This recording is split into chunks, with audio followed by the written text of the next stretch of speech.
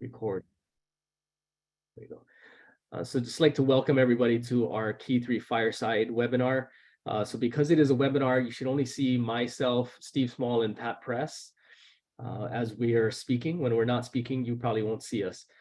But we do have three things that we wanted to discuss and share as a Council Key 3. There are opportunities, if you have questions, to please put those questions in the chat so that we can go ahead and do the best we can in addressing any of those questions that you have.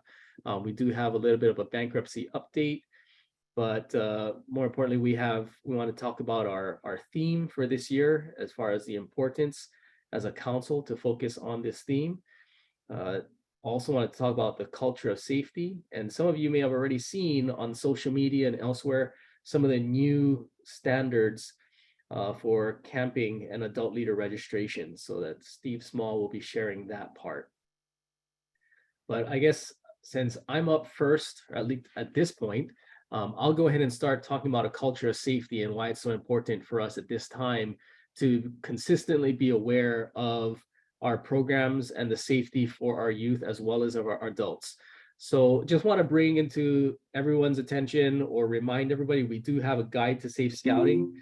And that's extremely important that we all do the best we can to be aware and cognizant of what's in the guide to safe scouting as far as activities, events, the distance that we should be driving to get to any events outside of council, things of that nature. Anything we can do to make sure that we're providing a safe program for our young men and young women is going to be critically important, especially as we come out of this bankruptcy. We do not need to expose ourselves to any additional claims or areas that could expose us to jeopardize our programs. And the worst thing that can happen is have a loss of life because of negligence on our part as adult leaders, whether it's not paying attention to safety with regards to shooting sports or hiking, going out into the backcountry without the proper training and wilderness first aid and things of that nature. So just want to be mindful of all of our activities that we're doing to make sure that whatever it is we're doing, we're following the guide to safe scouting. We're looking and being cognizant and aware, situationally aware of the weather, any other hazards that might be going on, to make sure that our youth are always going to be safe. Because I know for myself, even as a scout leader, the last thing I want to do is come home missing a scout or having a loss of life at any one of our activities or events, and having to answer to and visit with the parents of one of my scouts. But also as a scout executive, that's the last thing I want to do is work with any of our volunteers and having to go back and visit with any parents that have lost a scout because of a scouting activity. We've had a really great track record. We haven't had any loss of life. And we would like to keep it that way. But more importantly, we want to make sure that where possible, we can avoid any injuries for any of our youth, both young men and young women. The thing that I see most right now is with regards to youth protection is youth on youth. We don't have any adult YPT type of abuse situations. We get a lot more youth on youth. So if you could be aware and cognizant of that for your young men and your young women, that'd be greatly appreciated, to just remind them that scouting is a safe place for all of our youth to participate, and that we should be friendly, courteous, and kind in all of our actions. These kids are involved in so many things at school that they're able to get away with, but just to know that within the scouting walls and our programs, that this is and needs to be a safe space for all of our youth to participate. But if there's any questions in the chat, I'll look at that and start being able to address some of those. And I guess I'll turn the floor over to Steve at this time to share some of the new guidelines that National has come out that's starting September 1st. Great, thanks, Robert. You hear me? Excellent. Oh, you see my name, awesome. So one of the foundational parts of youth protection is our 2 deep leadership rules in the Boy Scouts of America. And that basic rule is staying the same. We need 2 registered adult leaders, 21 years of age or older, or to be at all scouting activities, including meetings. So that's not changing, but as of September 1st, there's being a slight change to when we're talking about overnight activities. All adults staying in overnight in connection with a scouting activity must be currently registered in an adult fee required position. And that kind of one example they use is merit badge counselors do not meet that requirement. There's two exceptions to that rule. The first is persons that are listed as an adult program participant. And those, as I dug into this a little bit, that is actually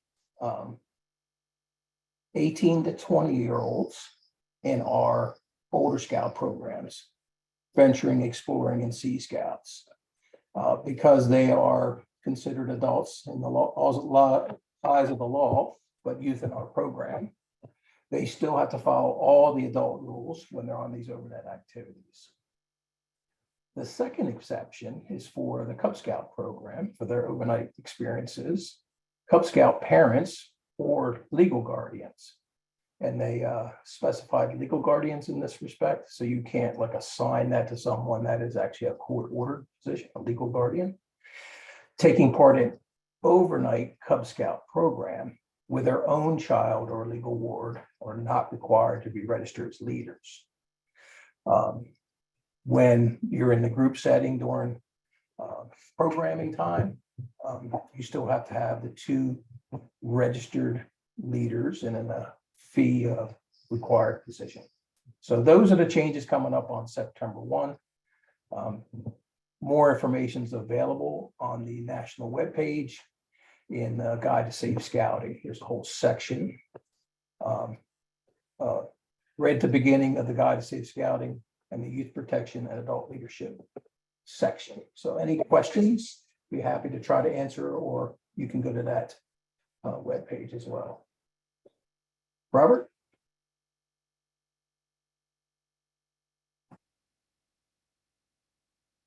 I see a question, and that is correct.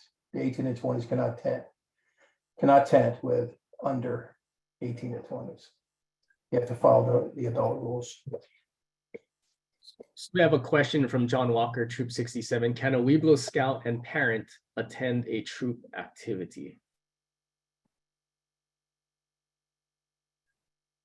So, and I did not look for the specific example, but I would say that if it's like a Weeblo Woods or a Weeblo transition thing where they're going as a pack or as a large den, then camping separately with the Cub Scout rules would apply to the Cub Scout group.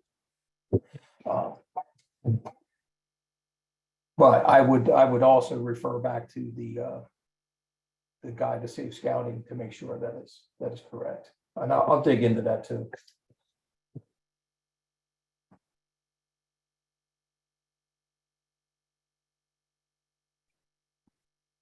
Is there anything else, Robert, you see?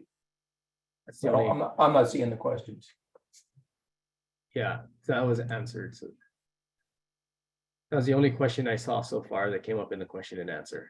There was one in the chat, but I answered that one. Okay. I'm not sure you've activated Pat's unmute button yet. Pat, are you there? Yep. Can you hear me? Yeah. Can hear me, but not see me, I think, right? That looks correct. Well, I promise you all, I am as dashingly handsome as I was the last time we had one of these Fireside Key 3s. And I apologize for the technical difficulties we're having this time. And thank you all for taking the time to join us on the Key 3 today.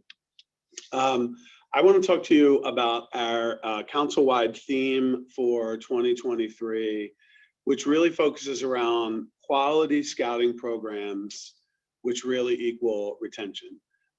So you probably know that we had a really solid year last year for membership growth, and we're super excited about that. We grew by 10%, And after a couple really long years with COVID, that membership growth felt really, really good.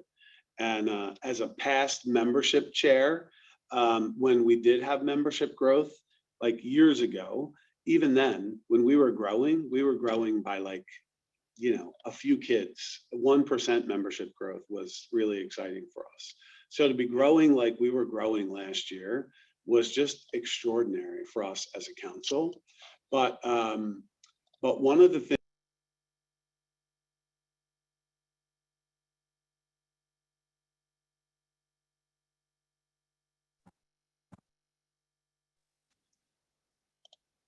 Sorry about that. I just paused for a little bit because I saw that I was getting rejoined. So here I am in the flesh. I told you how handsome I was, and here I am. And Steve as well. Now we can see his face as well. So, it was so awesome to have all those new members join our organization last year. And we hope we have continued growth like that, continued new members joining our program. We'd love to see this organization even fly past the numbers that we used to have. However, one of the things that we have a consistent challenge with is retaining the members that we have. And we work so hard to recruit these new members. We know that we have a unique challenge now that we've gotten those new members to retain those members. And the way we're going to do that is by focusing on quality scouting programs across every level of the program. And that means at a unit level, no matter what level that unit is, whether it's at the Cub Scout level, the Scouts BSA level, the venturing level, or the exploring level, whatever level it is, quality scouting programs at the unit level, and even across all departments of the council as well. Those folks are all building their goals around building quality programs that are designed towards retaining youth. So even, for instance, our camping and outdoor programs team is their goals for their team are not about filling the camps. Their goals are, how do we build programs that support quality unit activities that are designed around retaining youth in the program. So literally every single department of the council and every single action of the board is really all focused around quality programs that will retain the youth that we serve, because that is ultimately what is the most important thing that we do. It's great that we're building membership, and we should continue to do that. And we want to continue to grow and continue to find new and uncharted territory, build units in places that don't have them, find scouts that aren't introduced to our program. But once we have those young people in our care and we're exposing them to the life-changing values of scouting, we don't want to risk losing them to other programs that don't have the same kinds of life-changing values that we offer.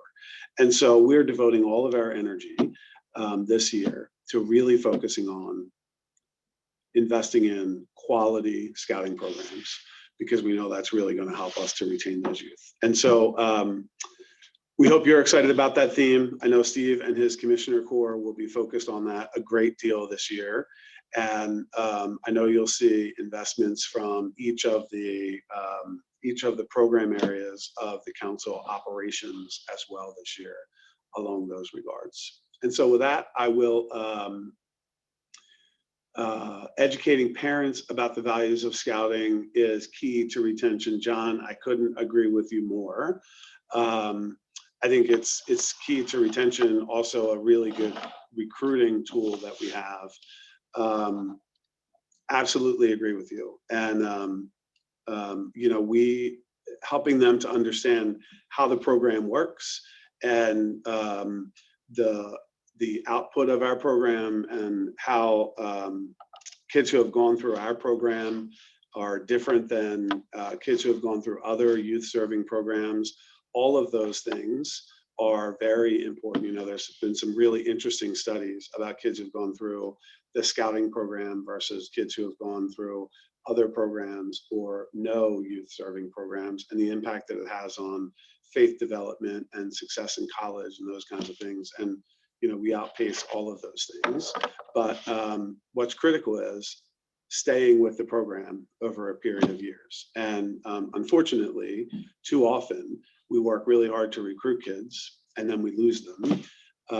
And so we're going to invest a lot of time and energy this year on making sure we lose less kids because we're spending time on the right quality of program.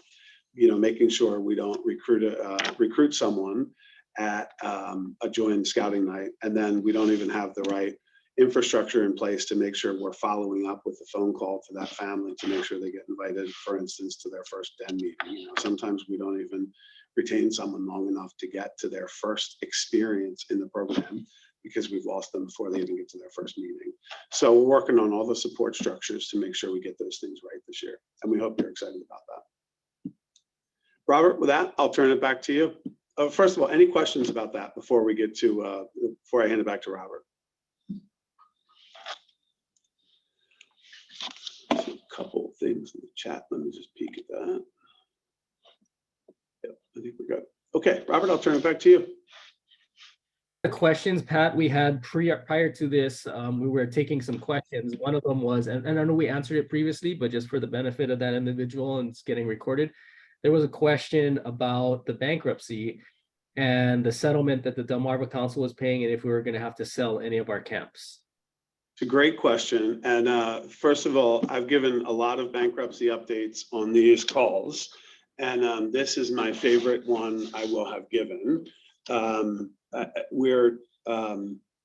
It looks like we are literally just about through the woods on the bankruptcy. So for those of you who have been following the news closely, you'll know that the judge in the appeals court ruled, and he ruled in our favor. So the bankruptcy is proceeding.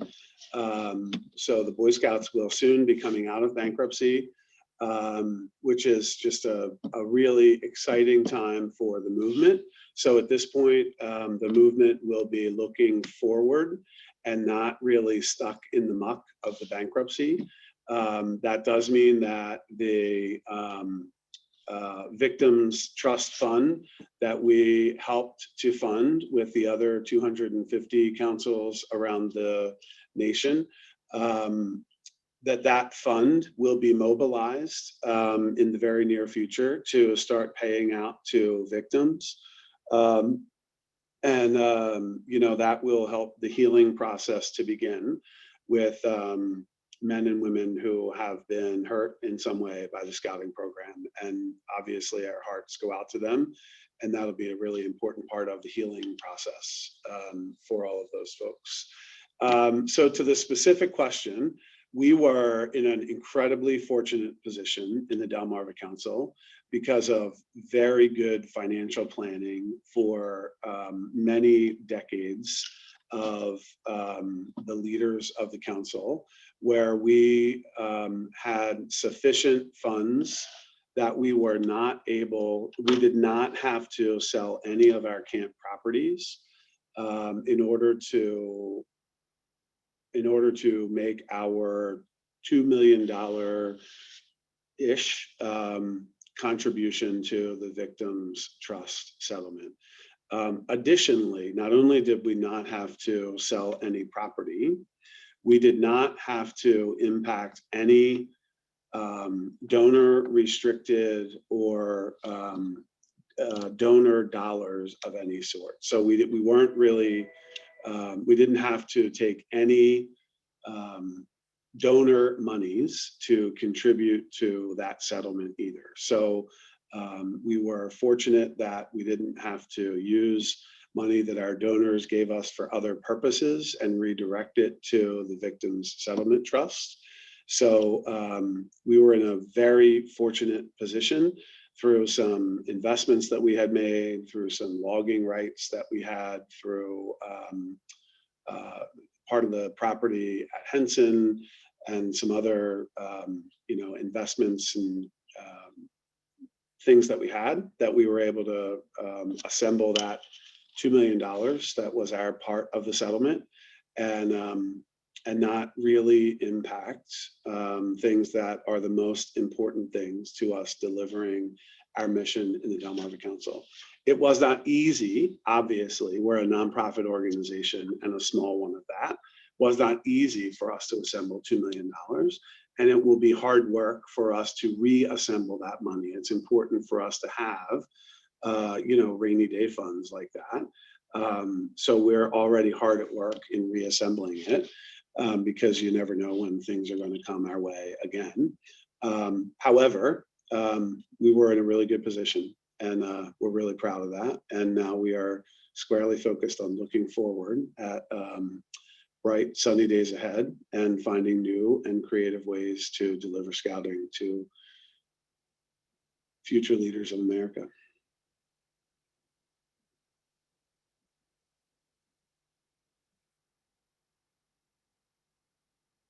To the bankruptcy question, Pat, is did we need to let paid staff go? And I could answer that as well. As we didn't have to let any paid staff go due to the bankruptcy. We did downsize significantly because of COVID, though. Two totally different. And I will say this, Robert, in that exercise, COVID forced the timing of that action, but as your partner on the board, you did a very thorough and diligent exercise of really thinking through that strategically. So while staff impacts like that are never easy, they were very well thought out, and ultimately I think you landed with the structure that you believe is the right structure going forward for the council, even absent what COVID forced your hand to do. So while obviously we're a dynamic organization and we will grow in the future and may need to add staff because of that, for the size of the council that we ultimately are at the moment, you felt good that you got to a point where the structure of the staff is what it needed to be anyway for the size and shape of our current council. So COVID certainly forced the timing, but it ultimately got you to a staff structure that you believed is the right one for the support of the Delmarva Council. We have another really good question from John Walker that I can answer, and Pat and Steve, if you'd like to jump in as well. So if the question goes back to the quality programs, so if that is the theme, what are the tactics to achieve greater retention? So John, I can tell you specific to our field staff, one of their goals this year is to make quality scouting visits to each of our units at least twice this year. So the goal is, one second. This is a We finally got the audio working, and now it's working too good. It's picking up on all Robert's reminders, yes. But in any case, so as I was saying, one of the goals for each of our DEs is to visit each of our units at least twice this year, and not just like a stop-in visit or friend of scouting visit, an actual visit at a troop committee meeting or such, where they can really get into the details of your unit operations. Some units, obviously, as you're aware, are much stronger than others in their retention and things of that nature. But some of the things that they want to get into the nuts and bolts with the units is, do you have a planned calendar? What's your budget? What's your fundraising plan? Do you have succession planning? How's the depth of your leadership? And working with our units to strengthen those areas, because those are all areas we know that if we don't have a good quality program or plan program or proper budgeting or adequate leadership, that's going to make an impact on the retention at the unit level. And Pat already talked about how, like, for our program team, it's not about the numbers attending the camps, it's about the quality of the program, which we hope do a better job of retaining our scouts as well. So a lot of what our field staff at least is focusing on is getting into each of our units at least twice and kind of identifying, helping units identify problem areas that we need to focus on as a team so that we can do a better job of retaining our scouts, if that makes sense.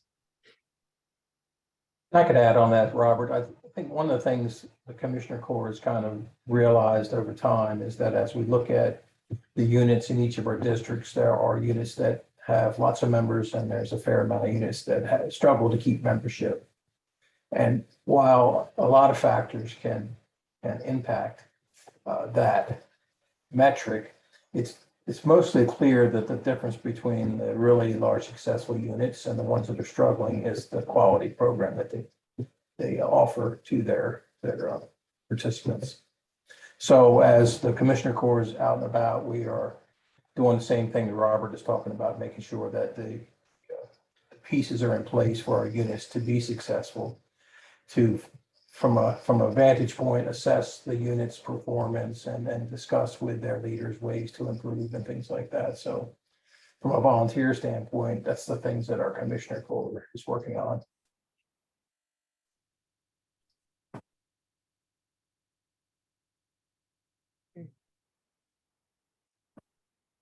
There's another question. Are the changes for safe scouting starting 9/1 documented somewhere by Bill Taylor?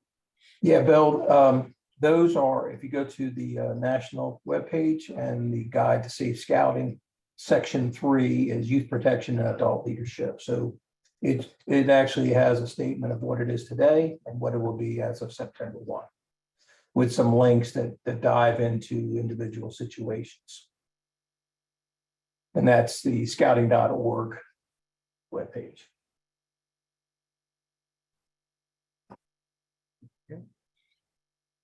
I can probably stick a link in the chat to tell you the truth.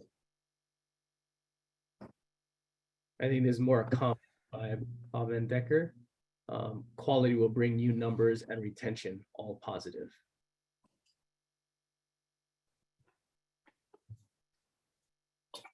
Yeah, I stuck that link. I had the page open while I was talking to you folks. And the link to that very page is in the chat.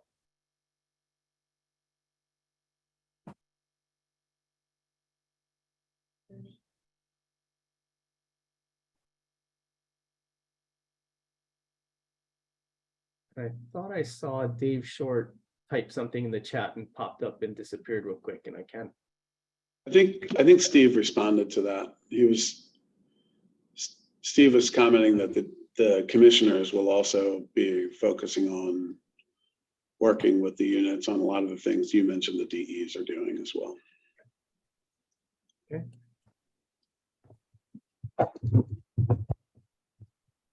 Commissioner blood runs through Dave Short's veins. It does. So are there any other questions that you have that you could ask? Now you have the Council Key 3 available to answer any questions. You can type them into the question and answer.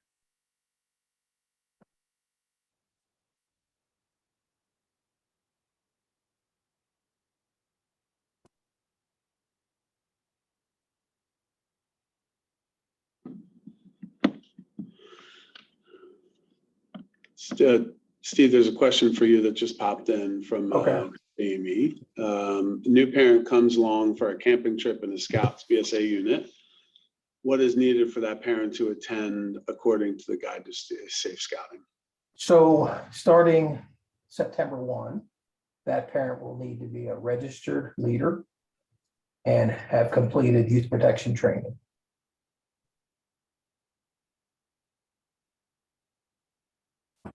If that answers your question. Yep, got the thanks. Yep. I got a thanks. Certainly. Instant feedback from Jamie Potter. Right. Good work.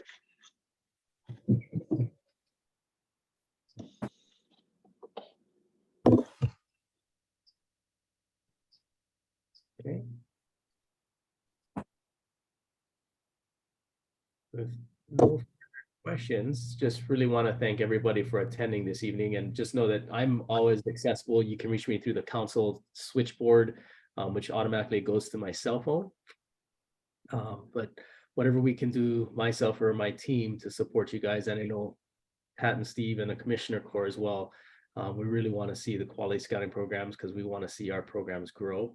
And that's really our mission, to instill the values of the Oath-taking law in our youth to make ethical choice over their lifetime. And that's what we're about. So again, thank you all for the dedicated service that you do for the youth in our programs. And just want to thank you for all that you do. Thanks again for all you do. Makes me laugh that you use the term switchboard, Robert. Not many people use that term in the last, I don't know, 30 years or so. And we hope to see you all at the annual recognition event coming up first week of May. So if you haven't registered for that yet, please do. And for those of you who have not yet taken Wood Badge training, the registration is still open for that. Spaces are going fast. So make sure you consider that premier training event as well if you've never taken that. Really is training that will be life transformational for you. So thanks again for all you do for scouting and for joining us this evening. Have a great night, everyone. Great night. Thank you. Good night.